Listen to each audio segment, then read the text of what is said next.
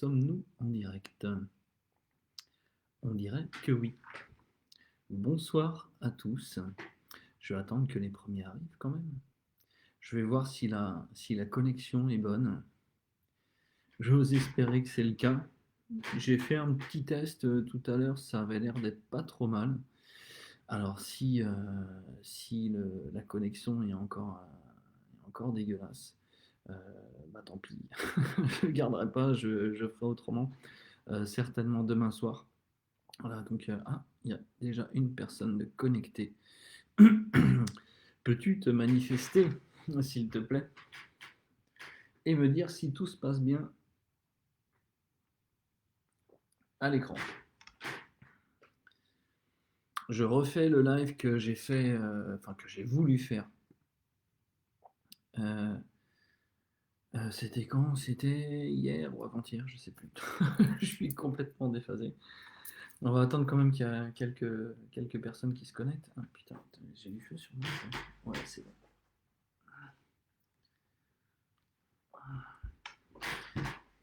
Vous êtes deux. Allez, vous me dites si tout se passe bien, si ça coupe pas. Apparemment, j'ai pas trop de fluctuations. Je sais qu'il y a toujours un décalage entre ce que je dis. 5 sur 5. C'est magnifique, mon petit Gaël. Merde, j'ai oublié ça. Regarde.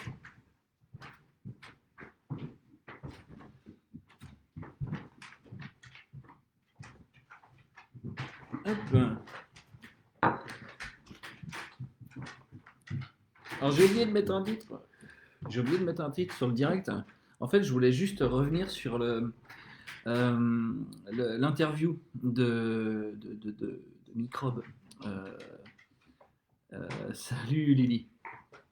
Salut. Je voulais juste faire un petit retour sur l'interview du Micron. C'était quand? C'était le 14, donc c'était avant-hier. C'était avant-hier. Alors, franchement, je vais vous le dire, je vais pas. Alors, je tiens à m'excuser par avance si des fois le toutou fait du bruit. Vous savez, il est avec moi. Donc, je préfère m'en excuser par avance. Alors, je vais pas revenir sur ce qu'il a dit, sur les ados, sur le couvre-feu. Bon, juste un truc par rapport au couvre-feu. Un couvre-feu, c'est un confinement partiel qui dit pas son nom. Rien de plus.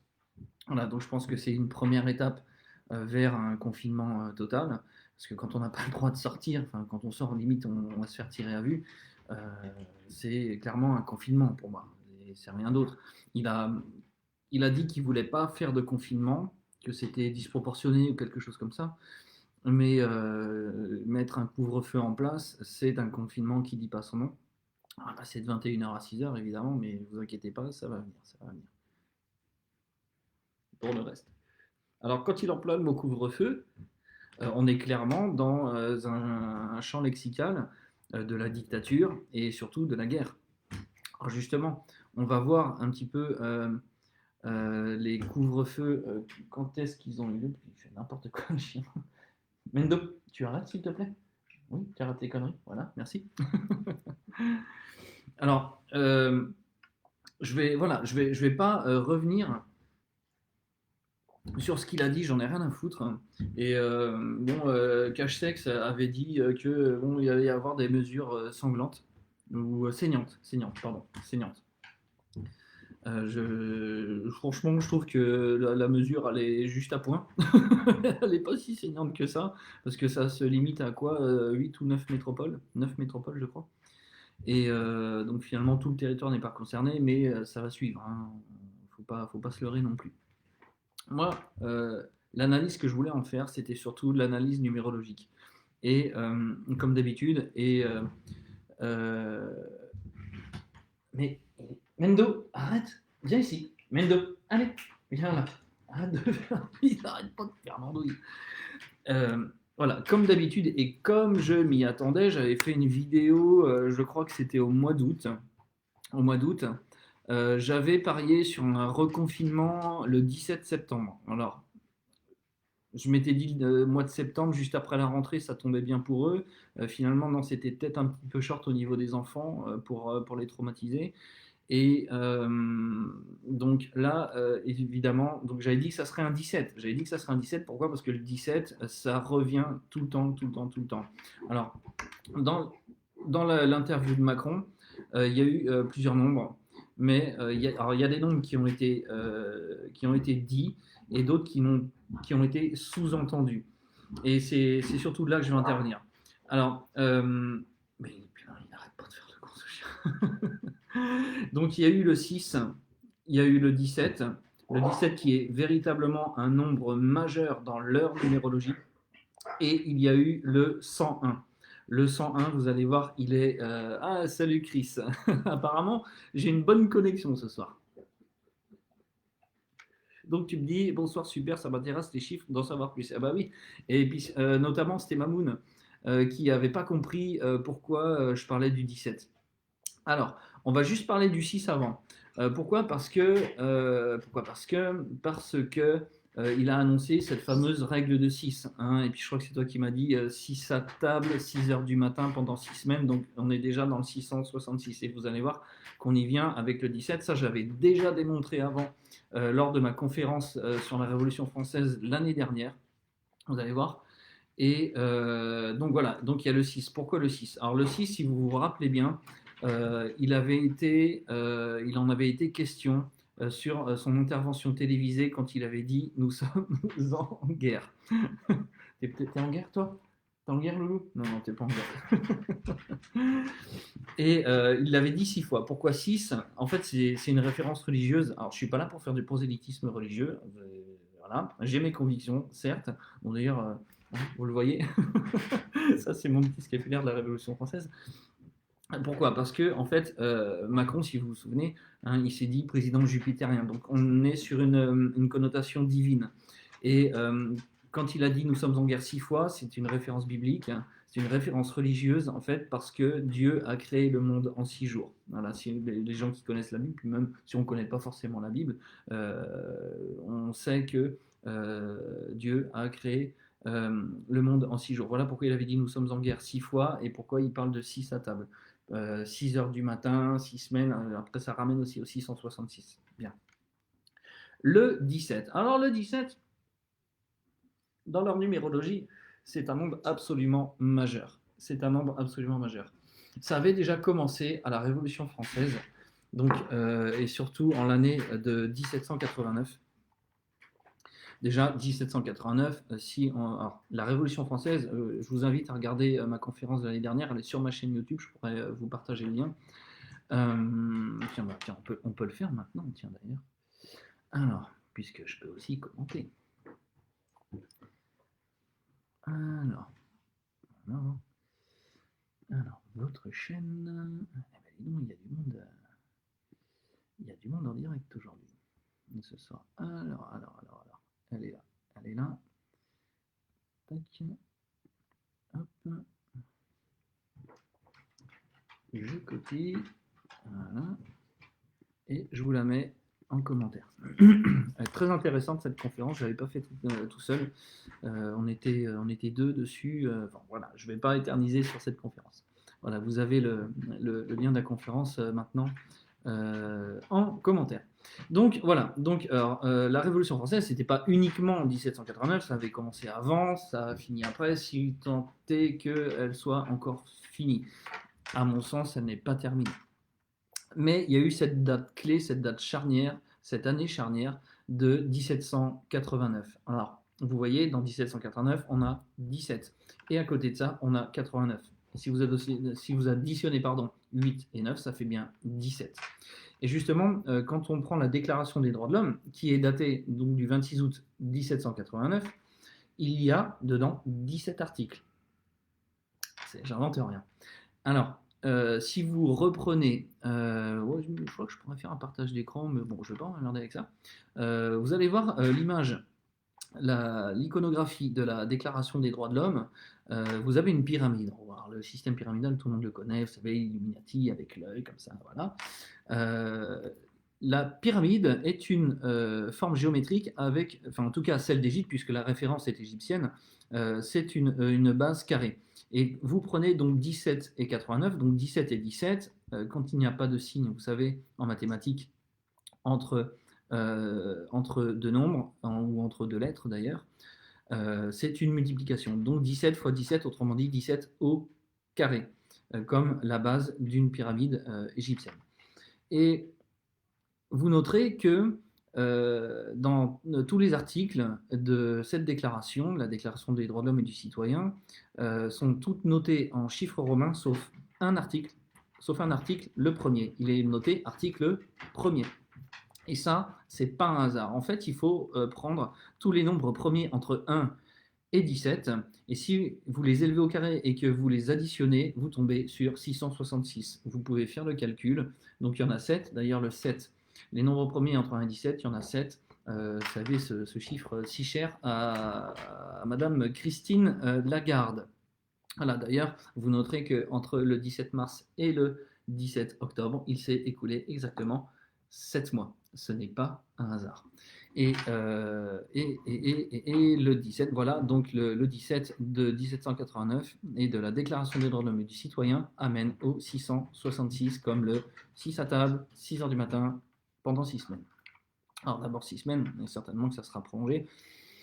Mon pronostic, c'est qu'on a discuté avec les amis et il y a de fortes chances pour que Macron tombe au mois de novembre, qu'on parte en insurrection au mois de décembre et que ça se termine vers le mois d'avril 2021. Ça, on pourra y revenir une autre fois.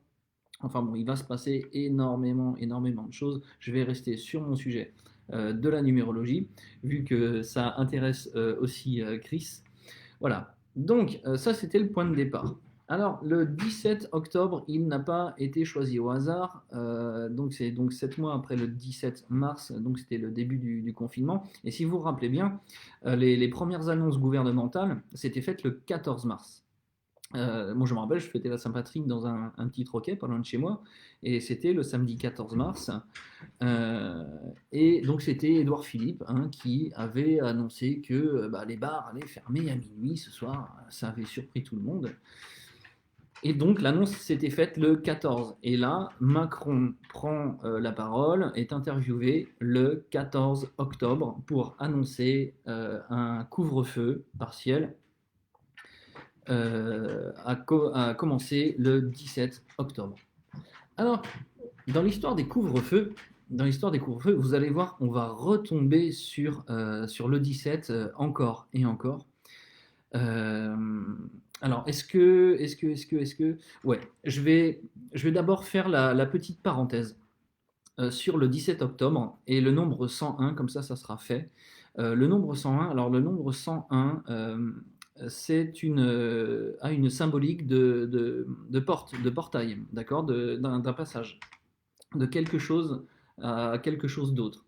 D'accord. Parce que vous savez, c'est l'arc de triomphe, par exemple, vous voyez, c'est deux piliers avec. L'arc de triomphe, évidemment, c'est un demi-cercle, mais c'est un 101. Le 101, on le retrouve notamment dans le cinéma.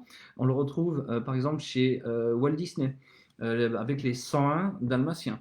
On le retrouve dans Matrix. Matrix, si vous vous souvenez, si vous cherchez le numéro de l'appartement de Neo, c'est le numéro 101. Et c'est justement ce moment où il y a des gens qui viennent chez lui, ils parlent de drogue, je crois, ou quelque chose comme ça, je ne sais plus ce qu'ils cherchent.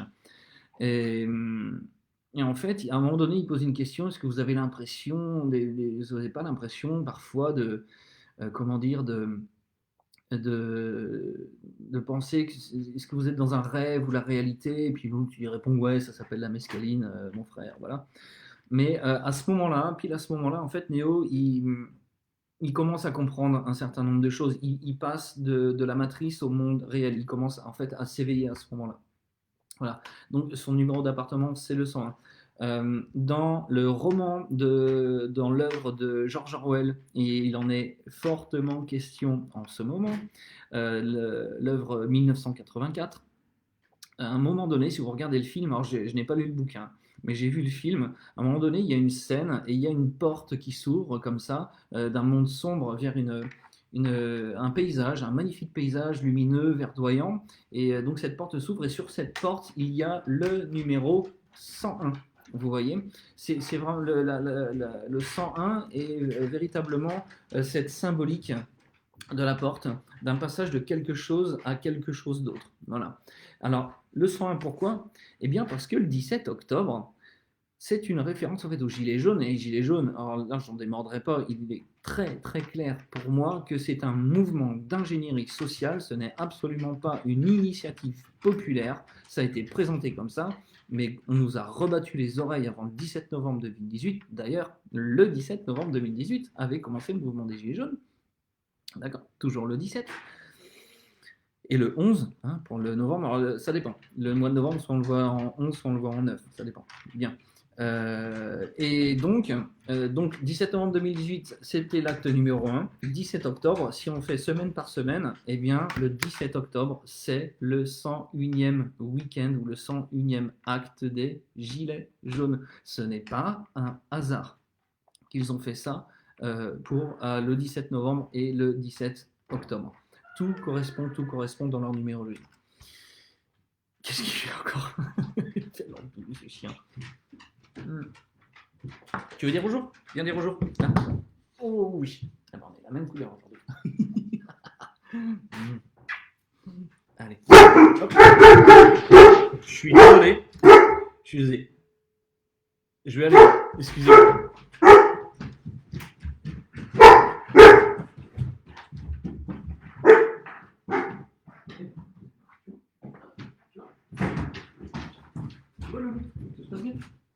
Voilà. T'es rassuré? Allez. Pardonnez-moi pour cette petite. Allez, Mendo, tu reviens? Oui, tu as vu qu'il n'y avait personne. Ok, c'est bon. Ok. Donc j'en étais où? Oui, les gilets jaunes, le 101, voilà, tout est parfaitement calculé, rien n'est dû au hasard. Alors, dans l'histoire du 17 octobre et du couvre-feu, alors là, ça se passe pendant la guerre d'Algérie. Pendant la guerre d'Algérie, il y avait eu un couvre-feu et il y avait des choses qui se passaient en Algérie et aussi en France. Et à un moment donné, il s'est passé quelque chose. Alors là, je suis sur une source Wikipédia. On a trouvé ça. Donc le couvre-feu a été utilisé en métropole. C'est ainsi lors d'une manifestation pacifique contre le couvre-feu pour tous les Français musulmans d'Algérie. Donc là, après ça, je vous fais référence aussi au décret Crémieux. Hein. Voilà, cherchez le décret Crémieux et vous allez comprendre aussi les origines de la guerre d'Algérie. Bien. Mais on n'est pas là pour parler de ça. Donc, le couvre-feu pour tous les Français musulmans d'Algérie qui a eu lieu le massacre du 17 octobre 1961. Alors, quand Cache-Sexe nous parlait de mesures saignantes, vous voyez, c'était clairement une référence au massacre du 17 octobre 1961, c'est-à-dire pendant la guerre d'Algérie. Et 1961, comme de par hasard, l'année n'a absolument pas été choisie au hasard, puisque quand vous additionnez les chiffres de 1961, 1 plus 9 plus 6 plus 1, ça fait bien 17. On retombe de nouveau sur le 17. Voilà. Alors, sur le... Donc, eh bien justement, il s'était passé quelque chose donc en 2012 par rapport à ce fameux massacre du 17 octobre 1961. C'était Hollande qui s'y était collé, il était fraîchement élu, et en 2012, il a fait une petite cérémonie justement en mémoire de ce fameux massacre. Bon, voilà, bon, c'est les commémorations, mais la date n'a pas été choisie au hasard. C'est pas Hollande qui l'a décidé, hein, ça se passe toujours avec des instances qui leur sont supérieures, hein, c'est comme pour tout, hein, c'est pas nouveau. Et donc elle a été faite en 2012. Autrement dit, elle a été faite 51 ans plus tard. Alors, ils auraient pu très bien faire, vous savez, c'est comme les centenaires, les bicentenaires. Ils auraient pu faire 50 ans pile, 50 ans. Non, ils ont choisi 51. Et pourquoi ils ont fait 51 ans plus tard? Parce que tout simplement, 51, c'est 3 fois 17. Donc on retombe de nouveau sur le 17. Voilà. Donc ce qui nous a été préparé, ce qui a été pensé, rien n'est dû au hasard. Et à mon sens, ça annonce des choses qui seront franchement pas jolies, jolies, à mon sens. Et si tous ces 17 et toutes ces dates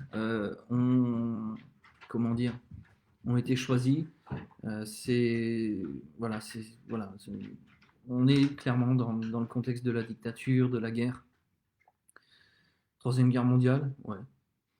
Probablement que vous savez que la Troisième Guerre mondiale, elle a commencé sitôt que la deuxième s'est terminée, puisque juste après, on a eu les 30 glorieuses qui nous a amené à la consommation, enfin, bon, la connerie, quoi. La connerie qui nous amène à montrer au nouvel ordre mondial. Enfin, bon, je ne vais pas faire un laïus là-dessus. Voilà, je voulais juste faire ma petite analyse sur l'analyse numérologique de ce qui nous a été dit. Donc le 6, le 17, le 101, toutes les dates, tous les événements ont été programmés, c'est clair. Enfin bon, j'arrête pas de le dire. Euh, C'était début mai, j'avais parlé d'un reconfinement. C'était la vidéo que j'avais publiée sur ma chaîne. Elle date du 9 mai, vous pouvez aller la voir.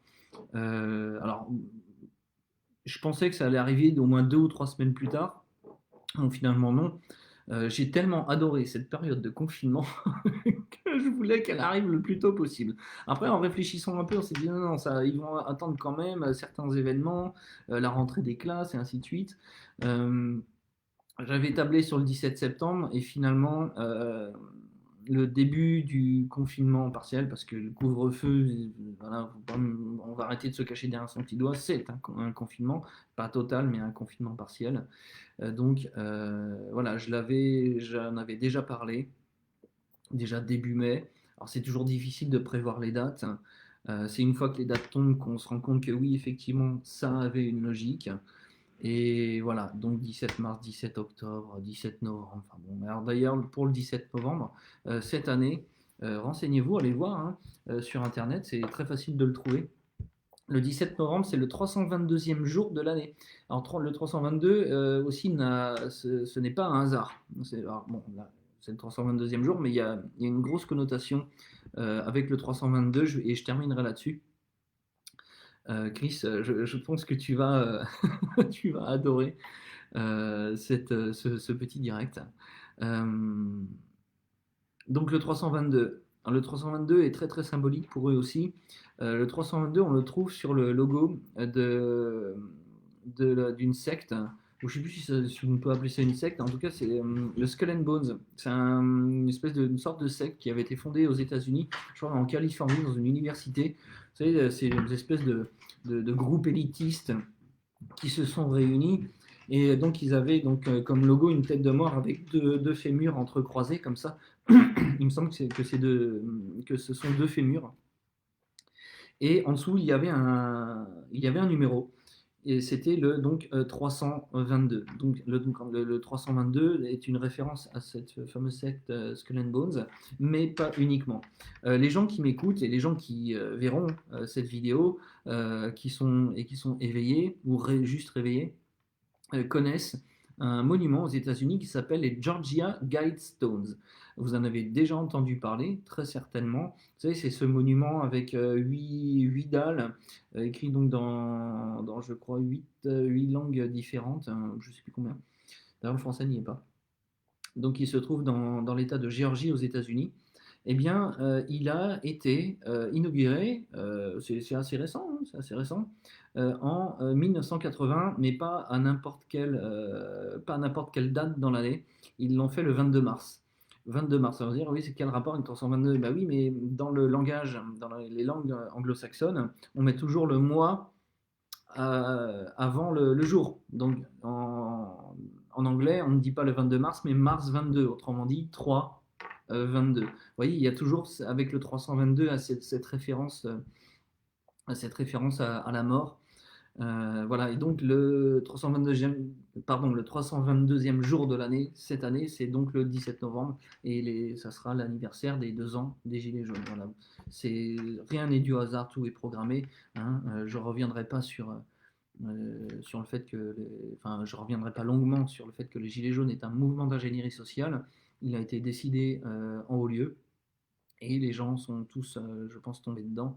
Je ferai pas ma critique des gilets jaunes. Enfin, déjà, vous savez ce que j'en pense hein, des gilets jaunes. Je pourrais en faire et parler des Olive, des Rodriguez et tout ça, voilà, qui vous foutent votre tête dans votre cul, voilà, qui vous proposent rien comme solution. Enfin bon, bref, je pourrais faire un petit pamphlet de nouveau pour vous parler de tout ça. Voilà.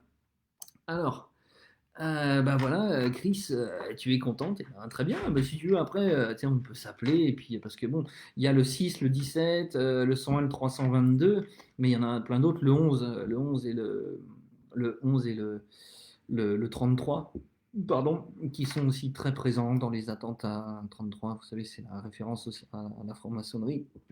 L'âge de Jésus auquel il est mort, il a été crucifié. C'est le nombre de vertèbres aussi du corps humain, le département de la Gironde, donc qui gire, autrement dit, la, la molécule d'ADN. Et vous remarquerez que, allez, je vais faire un petit cours de numérologie occulte. Le département de la Gironde, donc le numéro 33, compte, comme par hasard, 33 cantons.